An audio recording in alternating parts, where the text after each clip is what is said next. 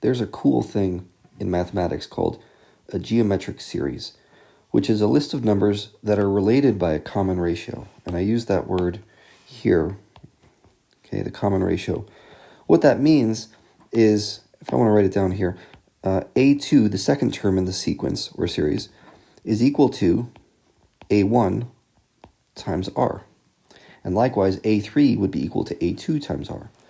So here's an example of a geometric sequence. 2, 4, 8, 16, 32. See the pattern? That's what this means. Now, a geometric series is just adding together all the parts of a geometric sequence. And what really gets cool is the fact that if R is less than 1, like 0.5 or 0.9 or 0.03, and you can add up an infinite number of numbers and actually get a fixed value that you can calculate, even though it's an infinite string of numbers added together. It's really nice. I'm not going to get into how we prove this or anything like that. I just want to actually get back to this problem and say, hey, I've got a couple things that I know. I know that the sum of the series is 60. So here's my equation, which was given to us in this problem, right? Sum of the infinite series equals A1 divided by 1 minus R. Well, the sum is 60, okay? And the common ratio is 0.75, okay? So we can use that. A1 divided by 1 minus 0.75.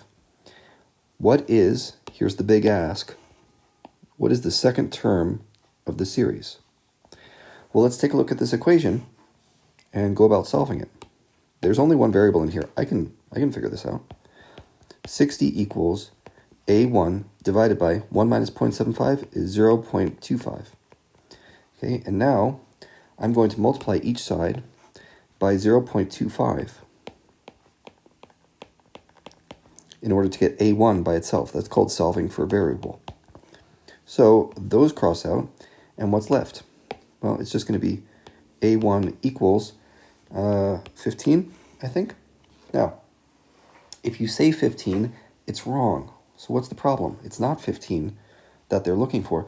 They want the second term of the sequence, or the series. Remember, I just found A1. That's the first term. So now we go back to the definition of what a common ratio is. A2 equals A1 times R. Well, I know that A1 is 15. I know that R is 0.75, right? That was given to us, yep. 0.75, and that's going to be A2. So 15 times 0.75. I don't want to use the calculator. I don't think I need to. Yes, I do. 15 times 0.75. There we go.